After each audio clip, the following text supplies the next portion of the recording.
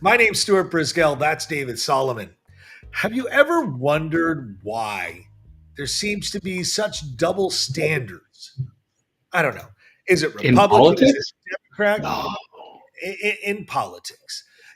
So this is the Rant Network, and we bring you an unfiltered conversation on a wide range of topics. And this podcast is dedicated for expressing opinions, thoughts, ideas, and hear from a variety of perspectives. Join us as we dive into the latest news, pop culture, and so much more, from rants about absurdity of modern life and deeper issues affecting society. Sit back, relax. We got you covered at the Rant Network. And where I was going with this until I was rudely interrupted was, double standards. I remember back a year ago, was it almost 3 years ago, when I said in February Russia declared war on the United States Two and years the ago. world. What? Over 2 years ago. Yeah, over 2 years. And and and here we are 2 years later, and I don't hear anyone demanding for a ceasefire in Russia. I don't hear United Nations demanding a ceasefire from Russia. I don't hear United Nations demanding China and Iran stop providing arms to Russia and demanding a ceasefire. But in the only democratic country in the Middle East, I hear nothing but demand, capitulate, and you're wrong, and you got to do what I want from not only the United States, but from almost every single Western country. Is there a reason, David, why, and you're the history buff, everyone seems to be utterly silent when it comes to anything other than Israel? And if there is silence about Israel, right? Is it because if you're not for a democratic society, you're against it? And if you're for free government or you're against it? I'm confused, David. Can you help me? Well, really, look, the reality is you're not confused. Hmm. You're just a little, aware of something that's called hypocrisy. And the hypocrisy here is how the world treats different groups of people. Let's start from the very beginning here, Stuart. Watch the news. Can anybody tell me where South America is? Where Africa is? Australia? Asia? You know why they can't find these countries? Is because the media focuses on only certain number of countries. Western countries like the United States will get all the attention. Even Canada hardly gets the attention unless they do something stupid. UK, France, Germany, they get the attention, but not other countries.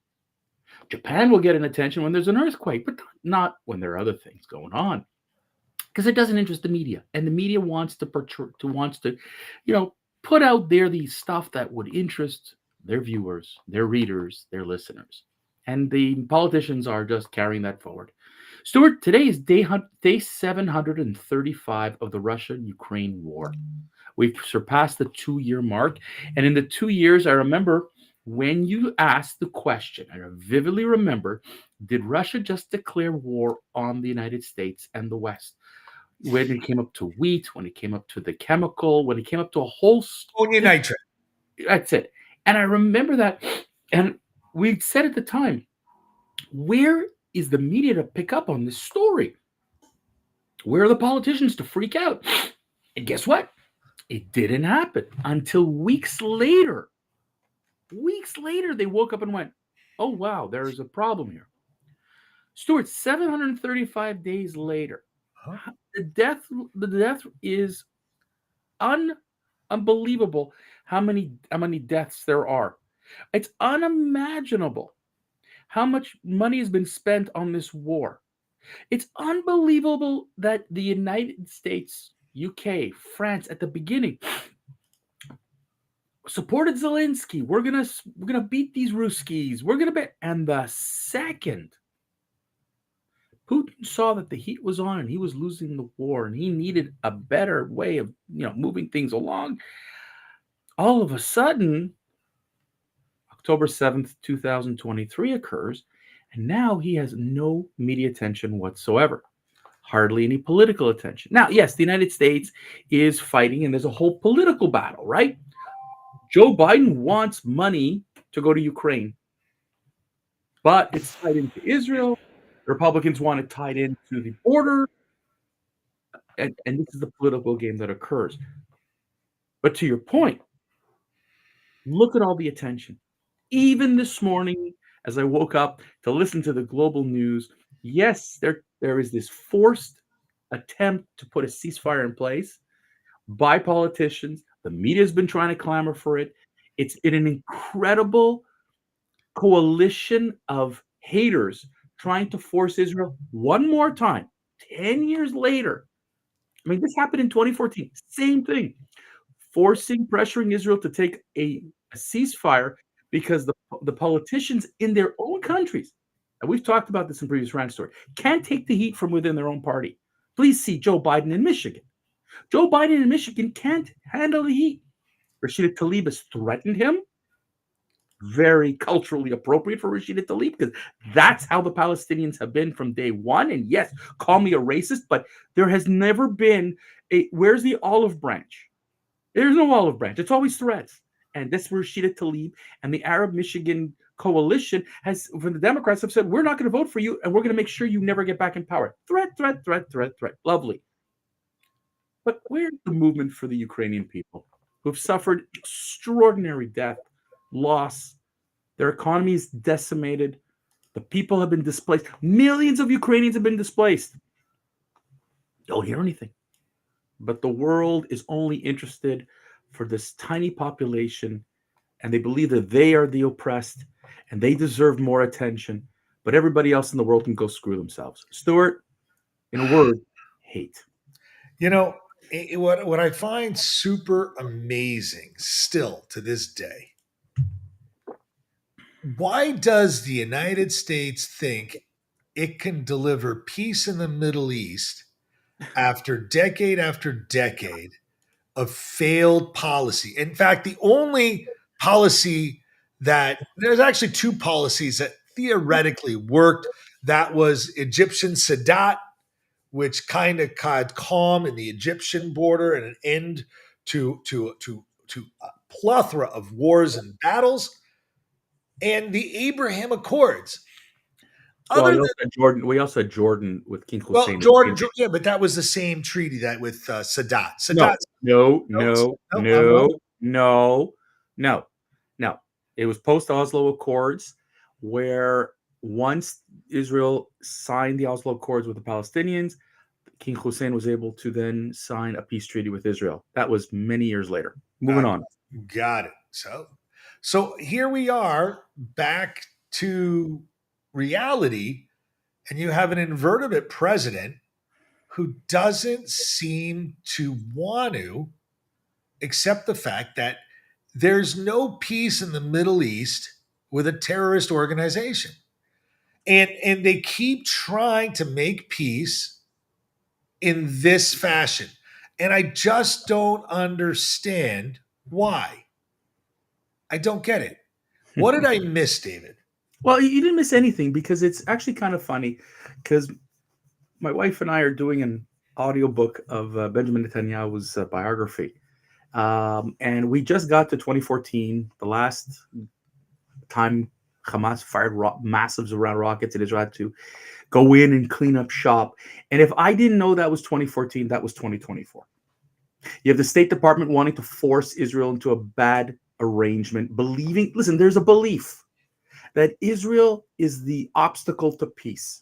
That if only Israel would just give in exactly as the State Department wants, there'd be peace in the Middle East, and that president would get a Nobel Peace Prize. But they forgot what happened with Bill Clinton. When Bill Clinton saw with his own eyes, heard with his own ears, Prime Minister Ehud Barak at the time offer Yasser Arafat everything he wanted, including 97% of East Jerusalem, everything he wanted and more. And Arafat said no. Heard it with his own ears. He talks about it in his speeches. He's the one who stands up and says you can't trust them. And the State Department believes that that's wrong, that Israel is always the obstacle to peace. Well, there's like I said, there's only either they're stupid as hell or they're haters. Which do you want? You know, David, I don't know the answer to that question. I really It's don't. no. The fact is that this is not naivete at this point. There's a real belief, and it goes on from generation to generation in the State Department and in the administration. It's look. Jimmy Carter said, "Look, I proved it. Land for peace. If Israel gives up what I tell them to, there's peace in the Middle East." He saw that with Egypt because what did Israel do? They gave back Sinai. They gave back, their land, and look what happened. We got peace. But that's a one-time thing. There is no there. You had a government. You said Sadat. You had a legitimate government in Anwar Sadat, who took, by the way, a risk. He said himself, the moment he signed the peace treaty with Israel, he said, "I'm a dead man." But people don't care about that. And the belief is that Israel is always the obstacle to peace. Yeah, She's the one in the way. you know. Do you remember hearing about the massacre in Syria? The 300,000 who were gassed. Yeah. Did you hear about the massacre in Jordan? Stuart, I've heard all these stories, but no one cares But, because it doesn't involve Jews. right, Sorry, let's be real. right. But again, here we are trying to talk about, this moral, I guess, issue between understanding. I don't remember that pain. I only remember this pain. No, And it's not about pain. It's not pain. I don't know. I hear what you're saying, but it's not about pain. Really, what this is about is simply put, hate. Because there's no other way to explain it. Because if you're going to tell me that you care for your Palestinian brothers and sisters, you're 100% right. Why aren't you protesting in front of the Egyptian consulate and embassies right now for the yeah. massive wall that was built? Oh, Okay, the denial of letting them out. Jordan, nothing. It's the reverse. Okay, if you want to explain to me why these protesters, these lefty protesters, are standing up and saying, using words like apartheid and genocide and causing disruption and whatever, it's only one reason: it's hate. Okay, because there's no interest here. There is no interest because this. Let me tell you something. If the Palestinians are a few million people, okay, what about the I don't know, hundreds of millions of Africans starving, whatever. Stuart, you and I are old enough to remember Live Aid in oh 1985, yeah. right? When Bob Geldof wanted to bring the world's attention to Ethiopia, right? And that Yep. became a movement, and everybody had to get in there. Well, here we are 40 years later. Does anybody really care about what's going on in Africa? No, there's nothing. Okay, so here we are. It's all about a movement. It's all about an emotion, and it's all about a cause. And the cause is what unites all of these people. Because we've talked about this. There's gays for Palestine and all these things we've talked about. It's only hate. It's only hate. There's no other reason why. And that's why when we go back to why is it that they're ignoring Ukraine and Russia? Is who are you hating there? I just want to leave with this. And again, David, you're old enough to barely remember, like I, Beirut, which was an oasis in the Middle East. Yep. Was it destroyed by who? Oh, Stuart, that was a whole civil war. That was Ah, ridiculous. yep. Yeah. But But anyway, Stuart, the point is it doesn't matter because everyone forgets, David. it's not that people do forget, but what they don't forget is we always blame the Jew. Ah, on that, David, I'm ending it for today. Thank you for tuning in and listening to this Rant Network. We hope you enjoyed and got something out of this conversation. We I don't know kind about of went a enjoy. little all over the place because it's really about a message. And this message is something we constantly like to give people that the media just seems to forget most of everything.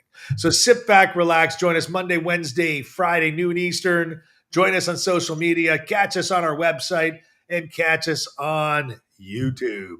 Anything else, David? Wishing everybody well.